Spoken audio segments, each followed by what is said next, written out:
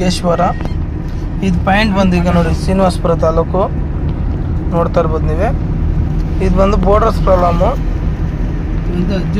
ಹಂಗಾಗಿ ಆ ಪಾಯಿಂಟ್ ನೋಡಿಕೊಂಡು ಮತ್ತೆ ಅಲ್ಲಿಂದ ನಮ್ಮದು ಗಾಡಿ ಬಂದು ಇನ್ನೊಂದು ಇಲ್ಲಿ ಕೇಸಿಂಗ್ ಪಂಚಾಯತಿ ಪಾಯಿಂಟ್ಗೆ ಕೊಲ್ದೂರು ಅಂದ್ಬಿಟ್ಟು ಗಾಡಿ ಕಳಿಸಿದ್ದೆ ನೋಡಿ, ನೀವೇ ನೋಡ್ಬೋದು.